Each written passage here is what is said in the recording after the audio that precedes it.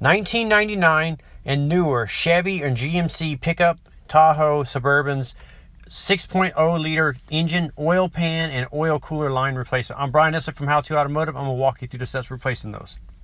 Before we get started, I wanted to mention that this is a two-wheel drive vehicle, and the 5.3 liter engine and 4.8 liter engines are also very similar to doing this. Here are the part numbers for the oil cooler lines that we're going to be replacing. I will link these all up in the description of the video. We will also be using an AC Delco factory replacement oil pan gasket. Like I said, I'll link these all up in the description of the video. You're going to need to get your vehicle off the ground. If you're doing this at home, use floor jacks and jack stands and jack it up by the frame. And then after you get it jacked up, we're going to remove the front dust shield or splash shield here. It's actually like a belt guard. So we're going to remove that. And then we're going to get the oil draining, and we're going to also remove the oil filter. So once you get that oil draining and that filter removed, you can go ahead and remove the 5 bolts that hold the front shield on here. They're all 15mm bolts. I'm using my Milwaukee M18 Fuel 3/8 drive impact wrench here to make quick work of that. So once you get this shield unbolted and set aside, the next step is we're going to go on the driver's side of the vehicle just above the oil filter and start removing the oil cooler lines here. So they're held on with 2 10mm bolts here on the side.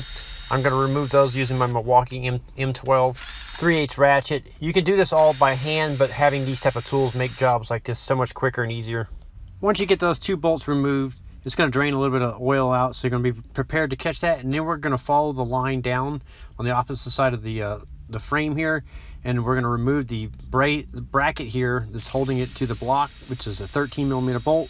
Once you get that removed, the line is going to be pretty much free here. Now we're going to work our way towards the front of the vehicle here. And right here on the front of the radiator fan is a little bracket that's holding a little plastic bracket that's holding the 2 cooler lines on. You need to pop that open. I used a flat blade screwdriver. I kind of just put it in between the little clip here and gave it a little twist, and that will pop open. Once you get that open and the 2 lines popped out of the holder here, you're going to dip underneath the frame, the left frame rail here, and on just above the left frame wheel, looking up towards the fender well here, you'll see the cooler line going into the radiator. We need to pop this little plastic cover off, and underneath it is going to be a little horseshoe clip that we need to pick out. You're going to need a pick tool like this, and you're going to pick this little clip out. I'm sorry for my hand being in the way, but it's kind of in a difficult spot. So you want to pick this clip out. You want to be careful not to lose this. It's easy to fling it. So once you get it out, it's going to look like this. Now you can just grab the hose or the line here and kind of wiggle it back and forth, left and right, up and down, and pull it towards you, and it will come off. Now back up top, on top of the radiator, is the upper hose. It's just underneath the upper radiator hose, so we're going to pick the clip out right here. So you're going to use the pick tool once again to pick this horseshoe clip out, and you're going to pull this line off once you get it. It's right next to the battery. Now I'm just going to reach around from underneath the radiator hose and grab the oil cooler line, wiggle it up and down, left and right, and pull it, and you'll be able to remove it from the radiator. Now I'm going to go back underneath the vehicle and pull the hoses downwards and out of the vehicle. So they're flexible, so you can maneuver them in different angles and stuff. And you kind of have to twist it and pull it and work with it. To help get the cooler lines out, I'm going to remove the bolt right here on the front of the oil pan here that's holding the wire loom to the front of the oil pan. And you're going to push the harness over to towards the passenger side or the driver's side of the vehicle.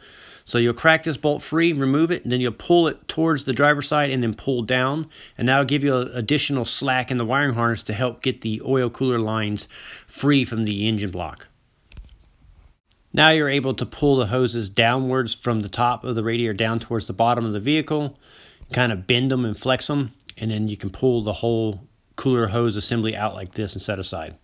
Now that the oil cooler lines are down, we're going to remove 2 covers on the side of the oil pan. There's one on the left side, the driver's side here, is held on with a 10mm bolt, so you'll remove this bolt and remove this little cover. And then on the opposite side, we're just going to remove the 10mm bolt. We're not actually going to remove the cover. We're just going to push it back. It's mounted underneath the starter, but that's all we need to do. And then after that, there's going to be a 10mm bolt that's holding the transmission cooler lines on the passenger side of the oil pan here. So you'll remove that bolt, and then you'll flex the lines out of your way. After that, we're going to remove this crossmember brace here. You're going to need an 18mm wrench and an 18mm socket, or I'm going to use my impact gun here to remove these bolts. You can remove these 4 bolts with just hand tools, ratchets, and or wrenches, but using power tools like this makes this job so much easier to do. I highly recommend that you invest the money in power tools. I will leave links in the description for all the tools that I'm using in the video. So once you get all 4 of the bolts removed, then you can go ahead and lower the center brace here down and set aside. On the passenger side of the oil pan is the oil level sensor. We need to unplug that. I just used the pick tool to reach behind here and pull the little tab and pull the connector off. Now there's 2 15mm bolts that go through the bell housing into the oil pan on the back. We need to remove those 2. Now we're going to start at the back of the oil pan with a 10mm socket. And we're going to start removing the bolts. We're just going to follow the perimeter of the pan all the way around, removing the 10mm bolts. The 2 bolts at the very back of the oil pan are going to be about 6 to 8 inches long. All the rest of them will be about 1.5 inches long. So you'll just start at the back and just work your way around the oil pan. And this is where having an impact gun like this is going to come in handy. There's about 10 or 15 of these bolts that you're going to remove. Maybe a little bit less, but nonetheless, it makes quick work of that. So I highly recommend that you invest in the tools like these.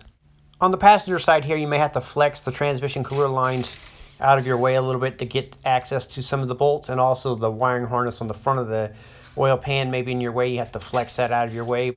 So you're just going to work your way around the pan, and then once you get the last bolt removed, then you can slowly lower the oil pan down and out of the vehicle. Now that the oil pan is out of the vehicle, we need to remove the gasket, and it's going to be held on with a couple rivets, one here and then one on the opposite side over here. So we need to drill those out, the heads out. So you just find a drill bit that's just bigger than the head of the rivet, and then use your drill and drill the head of the rivet off. And once you get the head of the rivet off, then you can just lift the gasket, off the oil pan, and then you can use a punch and then drive the remaining of the rivet through the oil pan. Now you're ready to clean the oil pan and get all the old oil off and get the mating surface all cleaned up.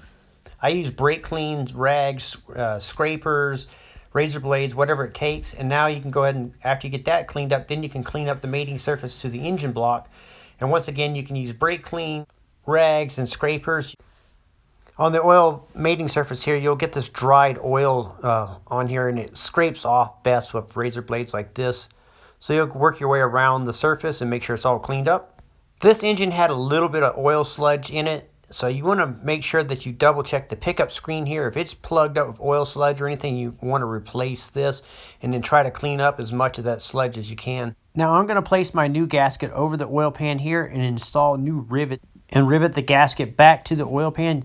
This is a step you could skip if you had to. You could float the gasket or put the bolts through the holes, and the bolts will hold the gasket in place.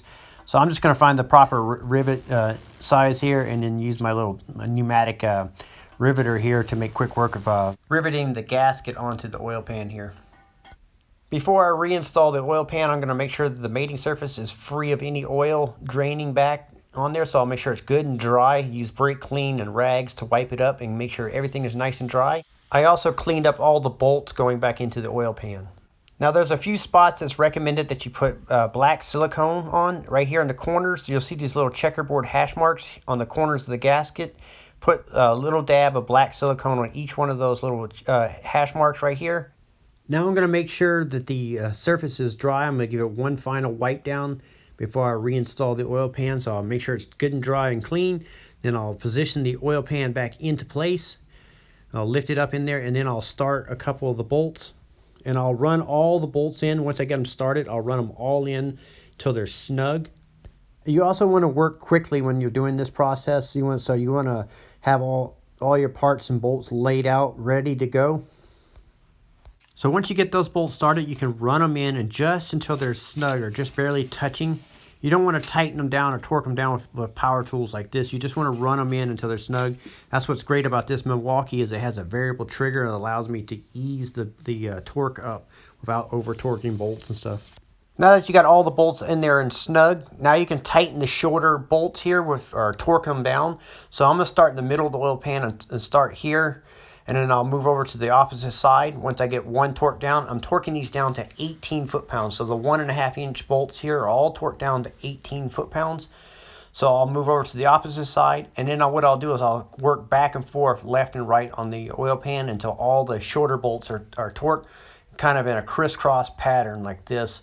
Now the two longer bolts that go at the back of the oil pan, they're torqued down to 12 foot-pounds. So you'll torque those down to 12 foot-pounds. Now you can run the two bolts at the back of the bell housing in. Then you can torque those down to 37 foot-pounds. After you get the two bell housing bolts torqued down, then you can screw on your oil filter. And then after that's tight, you can make sure that your drain plug is tight. Now you can go ahead and install the cover that went on the side of the oil pan here with the 10mm bolt. So go ahead and install that. And then on the opposite side, you can install the 10mm bolt that held the cover on over here. Now you can plug the oil level switch back in and then remount the 10mm bolt that held the transmission cooler lines on. Now we're ready to reinstall our oil cooler lines. Mine came with a new gasket here with the new bolts. So you go ahead and remove those for now and set those aside. And then now you can feed the oil cooler line over the wiring harness here in front of the crank right here and back towards the oil filter. So as I routed these lines through, I pushed them through about 75%, and that gives me enough maneuver room to angle the hard portion of the line up towards the radiator fan and in towards the into position where they mount onto the radiator like this. Now that the two lines are pretty much routed in there, I'm going to start them here at the back towards the oil filter right here. So I'll make sure that the lines are fed into place, and then I'll start the bolt here on the bracket, and then I'll put the gasket on, and I'll slide the cooler lines into position, start the two bolts, and tighten those down and torque them down. Now that I got them mounted, I went ahead and torqued them down to 12 foot-pounds. Then I reinstalled the 13mm bolt here and tightened it down. At the front of the oil pan, I put the wiring harness back on. It hooks into this little hole right here. So you'll put this little nipple into the hole, you push it in, and then you'll put the 10mm bolt on the opposite side in place. Now you're ready to reinstall the crossmember brace and start the 4 bolts and tighten those up. I was unable to locate the torque specs for these, so just go ahead and run those in and tighten them up until they're snug. We're going to finish installing the oil cooler lines. The shorter one goes on the bottom portion of the radiator, so make sure you route it over the frame and into the radiator down here at the bottom. So you're going to line it up, push it in until it fully seats, and then we're going to reinstall that little clip. When reinstalling this horseshoe clip, you want to make sure that the little indentation portions are sitting inside the little holes. So you basically reinstall it the exact same way you took it out. And you want to make sure that it's fully seated in there, and then you want to give the line a tug and pull to make sure that it will not pop back off, because if it does, you're going to lose all the oil in the engine and possibly do engine damage. After that, you can pop the little plastic cover on. Now you can go ahead and route the longer hose up towards the top of the radiator, and if you look from the bottom here, you can see it from the bottom here. So I kind of routed it into position until it's actually stabbed into the top port. And now I'm going to go ahead and clip it back here in the little bracket here on front of the radiator fan. Then I'll go ahead and reinstall this lower splash shield with the 5 15mm bolts. Now back up top, we can finish installing the upper oil cooler line here, so you can make sure it's fully seated into the radiator. And then we're going to reinstall this little horseshoe clip. And here's a better angle of how to install these. So you're just going to put them over the over right here, and you just kind of push them on. You don't want them to go into the holes right there. You want to kind of go around the holes, and it kind of flares over. And once you get it into that right position, it'll flare over, and then you push it into place. So it takes a little time, so you push it on like that until it's fully seated on there. And now you're going to give this hose a little pull to double check and make sure it's not going to pop back off, and then reinstall that little plastic cover over it. Now we're ready to refill the engine with engine oil. It's going to take a little bit more than it did before. The oil pan holds a slight additional amount of oil. So it normally holds right around 6 quarts of oil. So it may take upwards of 6.5 quarts of oil. So go ahead and fill it in, fill it up, start the vehicle, double check your oil level, and that'll complete the job of replacing the oil pan and oil cooler lines on a Chevy with the 6-liter engine. It's 2-wheel drive. I'm Brian Esser from How To Automotive. I will link up all the parts and tools that I use in this video in the description. I'd like to thank you guys for watching, encourage you to subscribe, invite you to head over to the howtoautomotive.com for more valuable videos like this, and I'd like to thank you again for watching.